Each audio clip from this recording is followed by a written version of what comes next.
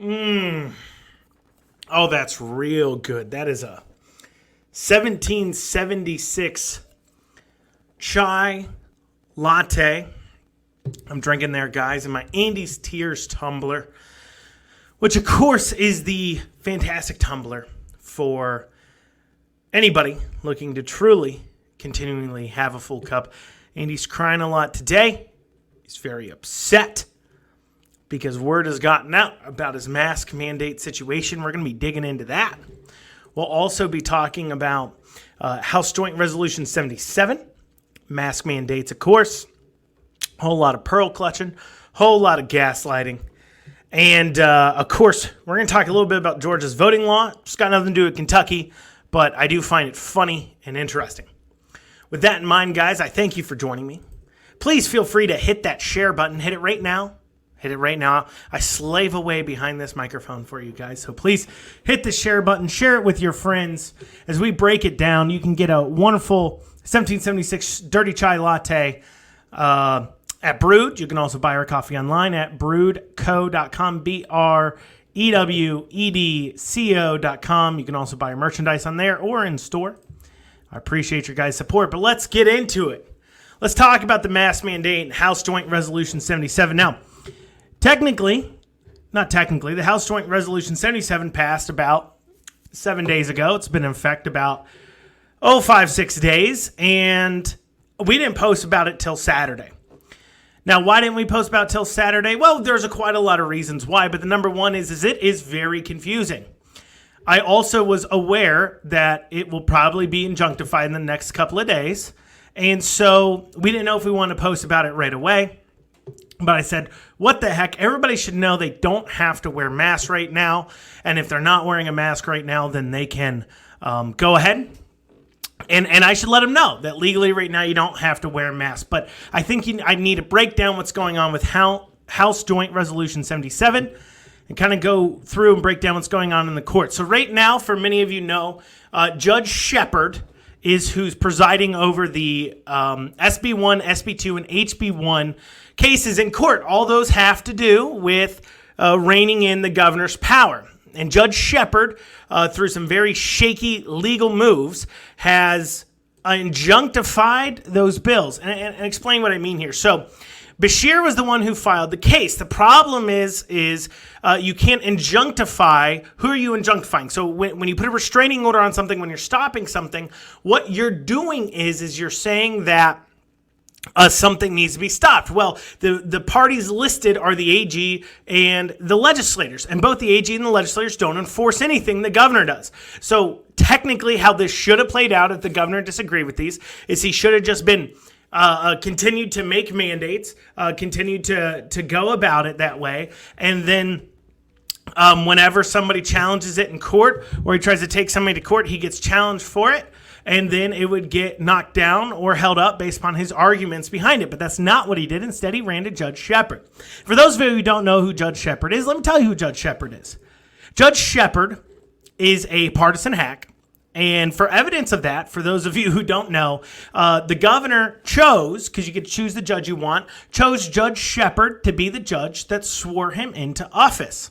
Judge Shepard has been donated to by both Andy and Steve Beshear, as well as Amy Cubbage. Amy Cubbage is the head lawyer for the governor's legal office, which used to be the AG. They used to not even have one, but then the lawyer got his own. The governor got his own legal office, which I think we should probably knock that down. And that has cost the taxpayers quite a lot of money this year, over the past year, as he's lost case after case after case. Anyway, so Judge Shepard, the partisan hack, has held these up in court. Then enters a couple of laws, including House Joint Resolution 77. Now, what is House Joint Resolution 77? In order for when you guys look, you need to go to the LRC site and read it. Why? Well, the number one reason why you need to go to LRC's site and read it is because if you just Google it, it could take you to, I believe, Open Secrets is the second result if I Google it. The problem is Open Secrets has the original bill as it was filed. The original bill as it was filed was a shell bill. So it reads, if you read the first version, it was one page, and it literally just said, we say okay to all of his mandates. And that could alarm people, especially when I'm talking about it in this instance. But in this case, I'm not talking about it. I'm talking about the final article, which the final one had listed out the mandates that they agreed with. And they listed out all the mandates, the executive orders that were legal. Not one of them not listed was the mask mandate. Another was the occupancy restrictions and the other restaurant restrictions.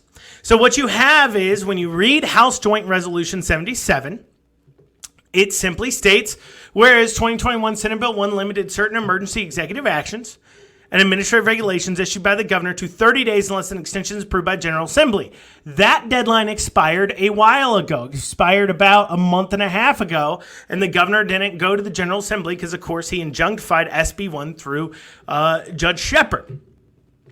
Now, what is more important to understand is whereas a number of COVID-19, this is reading again from it, emergency executive actions, administrative regulations, or directives need to be extended past March 4th in order to protect the citizens of Kentucky. Now, this is the key sentence that you need to understand because a lot of people sit there and say, no, it's 90 days out. It's not. No, 90 days out are the orders that they're saying are okay will expire in 90 days. All the orders not listed, which include the mask mandate, are covered here in Section 1. All COVID-19 related executive orders, administrative regulations, and other directives issued by the governor pursuant to his authority or agencies or boards under the governor's authority not specifically extended by this act are of no further force or effect as of the effective date of this act. Now, the effective date of this act was about a week ago.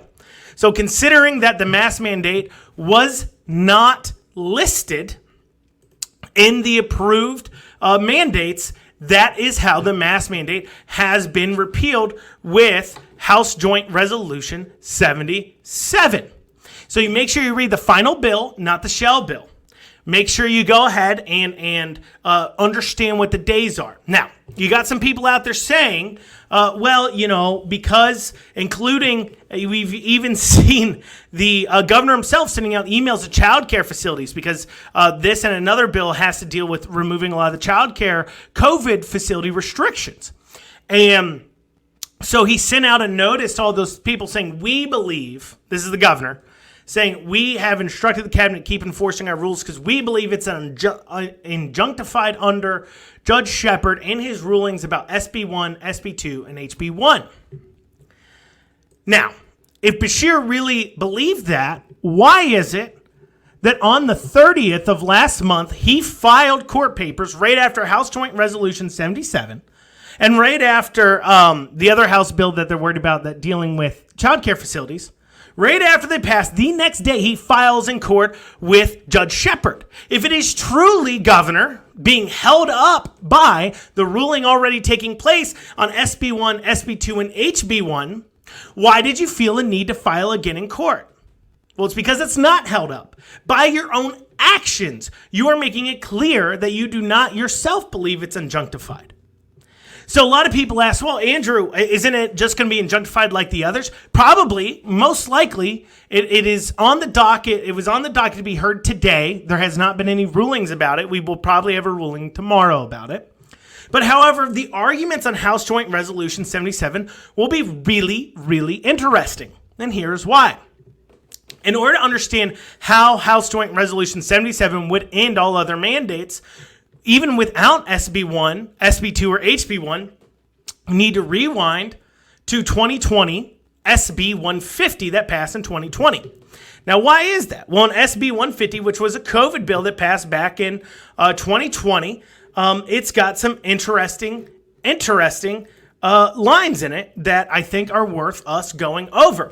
So, SB 150 in 2020 was passed in order to and the governor used it in his arguments in Beshear v. Acri, which is why it's of such interest, because the governor is going to have to argue against himself. Let me explain. Now, in Section 3 in the last page there of SB 150, it says, notwithstanding any state law to the contrary, the governor shall declare in writing the date upon which the state of emergency in response to COVID-19 declared on March 6, 2020 has ceased. In the event no such declaration is made by the governor on or before the first day of the next regular session of the General Assembly, the General Assembly may make the determination. What's that mean? Well, it means that when the General Assembly passes House Joint Resolution 77, are they saying, which I believe they are, and this is the argument, and this is why the mask mandate goes away, they're using their muscle to say, hey, we passed SB 150, which gives us the ability to end these things, and that's what we're doing with House Joint Resolution 77. Beshear, in his arguments against this, would have to argue, one would say, if he's being honest in his arguments, he'd have to argue that Senate Bill 150 is also improper. The problem with him arguing Senate Bill 150 is if we rewind to 2020 and Beshear and Beshear v. Akery, Beshear has ruled in his arguments, he says, listen, the legislators have the ability to end this state of emergency is well within my powers, and they have given me these powers. In fact, they even state it in SB 150.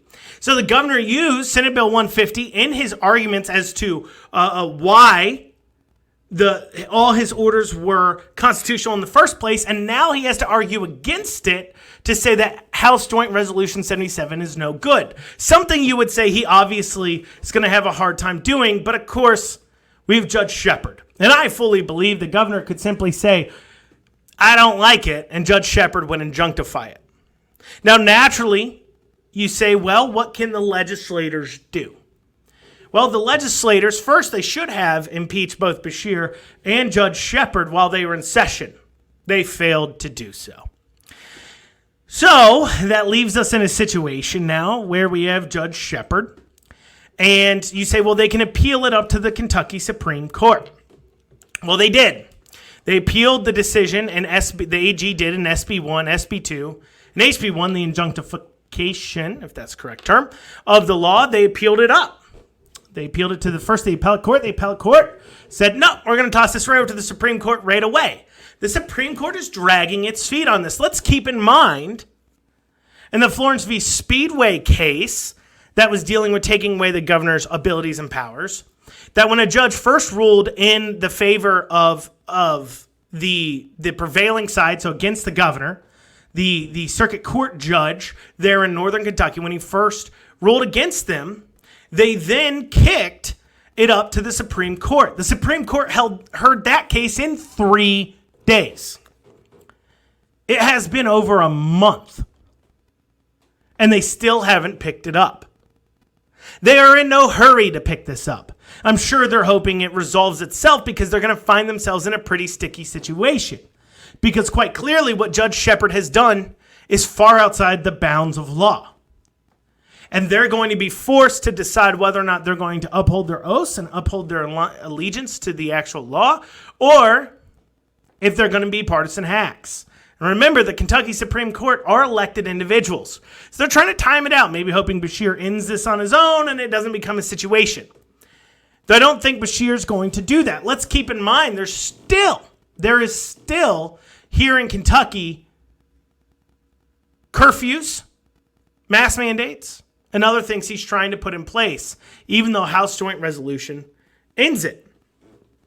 So, you ask yourself, Andrew, why have I not heard mainstream media at all reporting on the lack of the mask mandate? I think for two reasons. One, of course, mainstream media tends to lean a little bit to the left. I think we can all agree. But more importantly, what I just described to you took 14 minutes of me speaking about different House Joint Resolution, different bills, and to explain the flow of things. How mainstream media, I don't think, understands how to talk about this stuff. They don't understand it. They can't talk about it. It's too confusing. It's very confusing. On top of that, just to have Judge Shepard injunctified a couple of days after they post an article about it, they'll now have to do a lot of backtracking or have to write a new article. Now, why did I tell you guys about it? Knowing it most likely will be injunctified probably here in a couple of days. Well, first, I think you should know that you could take your mask off if you were only not doing it because of the mandates. I think as well, I think you should know about it because if and when Judge Shepard injunctifies it, you need to know. You need to know what's going on in your courts.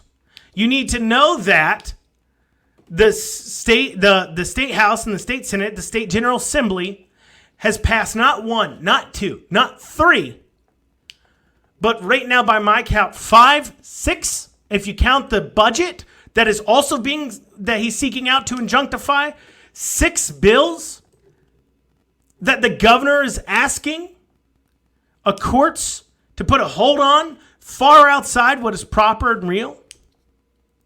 And then, of course, you ask yourself the other question. Now, the legal argument here that we've always said all along, and we had this legal case pending up in Northern Kentucky, and I'm not a lawyer, and I don't want you to misconstrue anything I'm about to say is encouraging you to break the law. It's not. But there is a legal argument that even the AG has made public statements about stating that because of the weird way this case is being done, that as these laws are being passed, they're not actually being injunctified from becoming law. And because if you own a restaurant or if you're a person in Kentucky are not named in this case, you now are free to operate by SB1, SB2, HB1, House Joint Resolution 77, and so on and so forth. However, the question is if the cabinet, the health departments, all these administrators, the ABC, are still going to operate under this weird auspices of the governor saying, no. What we're doing is completely legal and disagree with the legal look at that. Are they really stopped? So we have a weird muddied water situation where we have a governor seeking to stop laws that he just disagrees with. He just disagrees with them. He doesn't even think they're unconstitutional. He just doesn't like them because they take away his power. And then using his power of the office to wage against the people because he's making up an assessment saying that he is within his rights.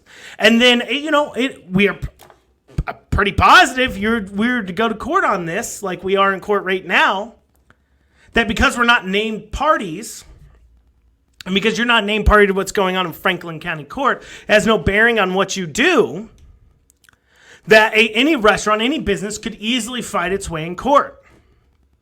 But a business has to be willing to do that. And businesses, trust me, I'm a business owner. I was faced with losing everything. That's why I stood up, and that's why I fought. But if these businesses think there's still a slight way they can survive, they're going to keep laying down. They're going to keep laying down. And they're going to keep laying down because it's what's easy and it works. And they're just going to get by, and they're not interested in causing a lot of issues, and they're not interested in a lot of things. And until Governor Andy Beshear, and this is what's sad, even if it gets struck down in court, till mainstream media or Andy Beshear stands up there and says, nope, this is okay, they're going to keep doing this, which is the game they're playing. Why do you think Brood has not been targeted with any enforcement after we first went to court and embarrassed them? Because if they keep doing it and we keep surviving, it's going to encourage other businesses to stand up and say, hold on here. Brood is getting through this. Brood is surviving. Brood is standing up to you, and they're thriving, and they're doing great, and they're kicking your butts up and down because it doesn't make sense what you're doing. But instead, they're going to pick on things. Pick on the small guys. Pick on the little guys. Not that we're little people. We just happen to have a really good lawyer on our side, Chris Weiss. And all these legal things, I suggest you follow Chris Weiss. He did a real good post today on his personal page, Chris Weiss, here in Kentucky, where he explained exactly what I explained in long form and written form, so you can kind of follow along with what's going on. Now, earlier today, we made some posts about this. We made some posts about it over the weekend. And other than some initial pearl clutching, I guess a lot of people didn't know we existed. So if you're a first-time listener, first-time follower along to our page, I thank you. I thank you for joining us. Please hit the share button. Tell your friends about us. But one, they were pearl clutchers, but two as well, pointing out that you're waiting for one man to tell you it's okay to think it's okay. Point in case. They're waiting for Andy to tell them it's okay. He's a lawyer. He's not even a doctor. You had 101 state legislators vote yes on House Joint Resolution 77. You had 101 elected officials telling you, no, you don't need to wear a mask. You're still waiting for that one to tell you it's okay. You cannot tell me you're not in a cult. That is the definition of a cult. When you are unable to think for yourself. Point in case, when most of these people are attacking us, you can simply ask them, okay, what number are you waiting for to take off your mask? And guess what? They don't have an answer. They don't know. They're waiting to be told it's okay by their rulers and their commanders and their cult leaders. They don't know how to look at numbers. They don't know. They have no clue. They're not able to think for themselves in the way of looking at it and saying, hold on a second. I mean, think about this. What kind of person still thinks masks work? They've been in place for like 10 months. And never once did we see a reduction due to masks. The only point we saw a reduction is when they started cycling lower at the same time that they put out the vaccine, which causes a problem of knowing whether or not it's the lower cycles or the vaccine that's causing a lower test count, but whatever. So we're seeing a lot of pearl clutching going on over this mask post. But what we're also seeing when it comes to these masks now is a lot of gaslighting. I'm seeing so much gaslighting out there on social media right now. I could literally save hundreds of dollars a month on my electric bill with all that gaslighting going on. There's tons of it. Literally, tons of gaslighting going on. What do I mean by that? I love these people sitting there being like, why do you care so much if people wear a mask? Says the person who has literally been in favor of government closing businesses because a person came in not wearing a mask. That's insane. You're sitting there saying, oh, why do you care so much if people are wearing masks or not? You've been demanding we all wear masks because you think it's about your safety. I have no problem if you as a private individual decides you want to wear a mask. I have no problem with that. What I have a problem with is when you start using government to demand it of others. And they sit there and say, oh, you can't follow some silly little health guidelines. Silly little health guidelines. There is right around 50 bars and restaurants in process to lose their ABC alcohol licenses that I know of off open records requests, specifically for mandate violations. They are losing everything. This isn't some silly little mask. These people are losing everything because the health department decided to cite them for some sort of mask violation or some sort of other COVID violation. They're playing for keeps. Stop pretending they're not. Do not gaslight me. Do not sit there and tell me they didn't just try to take my business from me back in November. It matters. If they weren't out there punishing businesses over masking mandates, I wouldn't care. But I do care. If it wasn't for a culture that leads people to be walking their dog outside alone, double masked, which I saw 3 times on my way over here to do this video, I wouldn't care. Why do I care about that culture? We all know the culture leads to policy. We all know it does. Stop trying to pretend it doesn't. Stop trying to gaslight us. We know what you're doing. We know what's going on there. Don't try to gaslight us about it. We got people losing their businesses. We still have capacity and curfews putting a slow stranglehold on some others. Just follow the... I saw so many people say, how hard is it to just follow some simple health guidelines? Health guidelines that said, close your door. Health guidelines that said you can't have enough people in here to be able to make a profit at a time. Health guidelines that said you had to close by 10 o'clock, 11 o'clock, now midnight. It's currently at midnight. That's why I care. And then you have this NPR article coming out saying, well, we didn't have a lot of respiratory issues. Let's just keep masking. We didn't have a lot of respiratory issues with kids. We didn't have... correlation does not equal causation. Because you know what we were doing also without masking? We were also not going anywhere. We were also not going to school. Kids weren't going to school to spread around diseases. And meanwhile, we were talking about no respiratory illnesses. First off, 0 people under 20, according to the CDC numbers, have died in Kentucky from COVID. We see far more than that in flu every year. I'm going to repeat that again. 0 kids under 20 have died from COVID in Kentucky, according to CDC. If 1 kid under 20 dies from getting this vaccine that's now been extended out to 16 years or older, 1 kid dies as a side effect, more children have died from the COVID vaccine than COVID.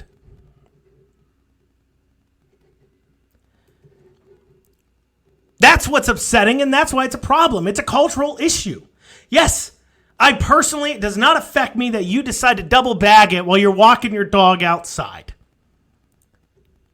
However, your culture demands me do it too. Remember, all along they've been saying, I need to wear a mask because I need to protect you from getting sick. I hate to tell you, but nobody in this world is responsible for your health but yours.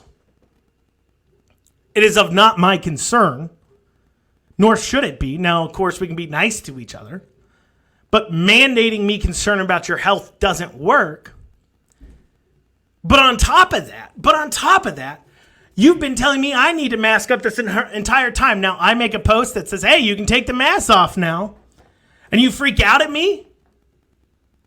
You freak out at me for saying that because you're like, oh man, I thought you were about freedom. Hey, you wear a mask if you want to, but stop pretending for 5 seconds. Like that's all you care about. You want me to wear one too. You want to force me to do it. You've been trying to do it. You've been trying to take my business from me. You've been trying to take everybody else's businesses from them.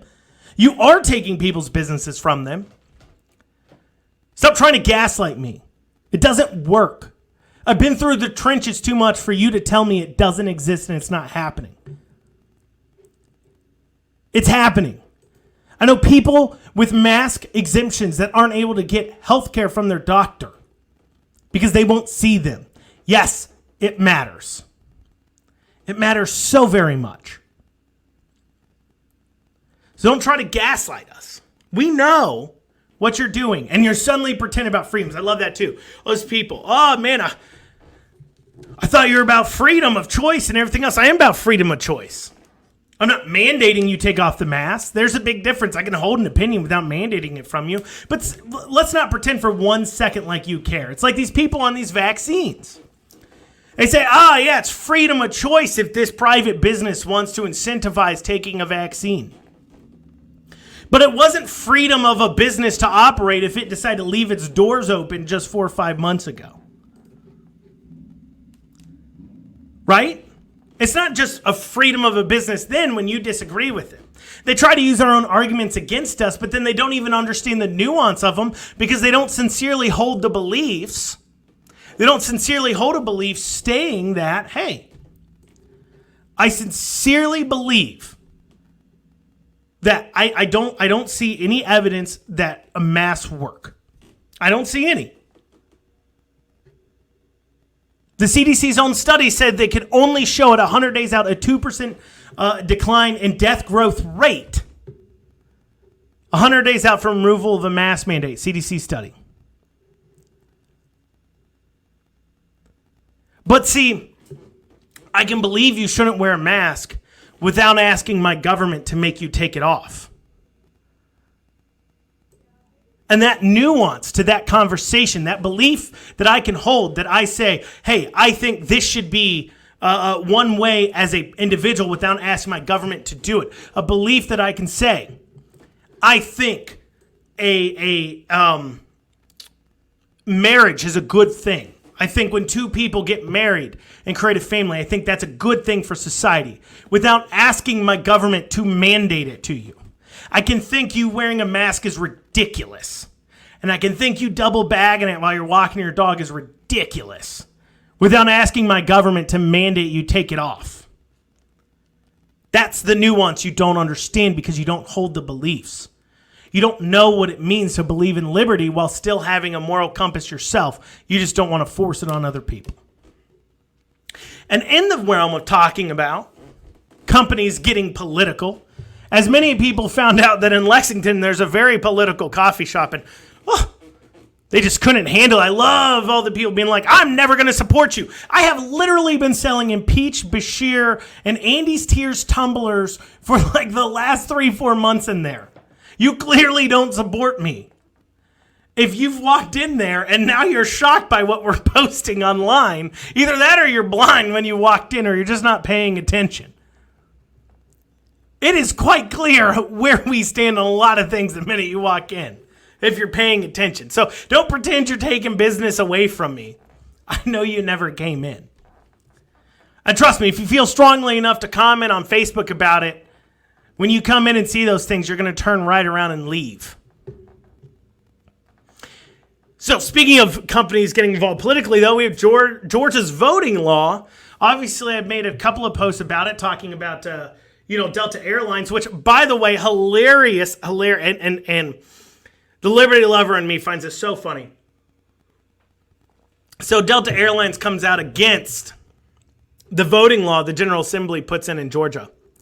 So how does the General Assembly in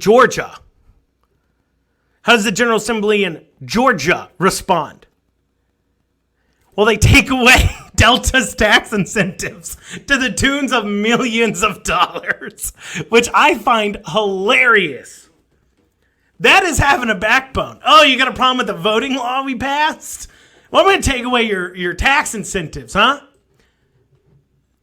If you want to have that much opinion on what's going on with Georgia's laws, and you want to come out critical of us, why don't we just take away what we've been doing for you? And I think that's so funny. Because it shows them what happens. You decide you want to get that political out there, you've been lobbying the government to give you handouts to the tunes of millions of dollars. You got a problem with what they're doing now? We can just take it away. Love it. I don't think they should be doing it in the first place, which is why I love it. Personally, I believe if you find yourself needing to give somebody a tax incentive to do business in your state, you need to cut your taxes for everybody because clearly they're too darn high. And a multi-million-dollar company doesn't need a tax break like the guy down the street, like the husband and wife living down the street working 9-to-5s need. They need a tax break, not a multi-million-dollar corporation. But, I still find it funny. Now, what is it about Georgia's law that's such an issue?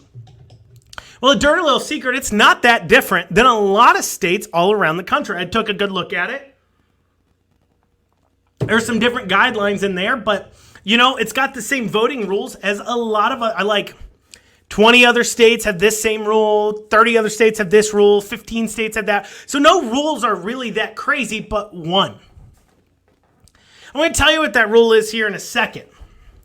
But first, I want to tell you what they've been saying about this here voting law. They're calling it Jim Crow 2.0, which I don't know how that might be the most racist thing I've ever heard. How is it socially acceptable for you to compare a simple voting laws to the same as Jim Crow law? Terrible laws that the Democrats in the South put in place to force segregation. Because the free market was already desegregating. Because, of course, if you're a business person, you don't typically care what somebody's skin color is because you know what? They're going to do business with you. And people didn't like that. So the Democrats put in Jim Crow laws. And now they're going to look at the Republican voting law and say that's Jim Crow 2.0, a new and improved Jim Crow. I'm sorry, does it say minorities can't marry white women? Does it say you can't eat at the same lunch counter? How can you compare the two? It is treating all of them exactly equally. And I don't understand how it's not one of the most racist things in the world to compare a simple voting law to be the same as Jim Crow laws. I don't get it. I don't see it. I don't get how that's not being called out. But what does it do that's majorly different? Well, the major difference it has that a lot of, I believe no other states have based on my research, is on mail-in voting. So the time frames and everything else for mail-in voting ain't that crazy. Ain't that different than everyone else. However, it does require one thing no other state does. Like I said, based on my research, I could be wrong. So if somebody knows of another state that does this, let me know. But it requires you to put your ID number on your mail-in ballot with your signature, and then they're going to do signature verification from your ID to your ballot. So basically, well, what that does is that guarantees, one, there is a law that says all ballots have to be treated the same. So one could argue, well, since you have to show your ID when you show up to vote in person, you should have to show your ID when you send in a ballot. So by putting your ID number on there, that's signature verified, and then they can compare that signature and be good about it. And what was the response to this? This is racist. It is racist to ask somebody to show an ID. First off, that's extremely bigoted of you to inform minorities can't get a license. But second off, can I remind everybody what else requires you to put your ID number on it?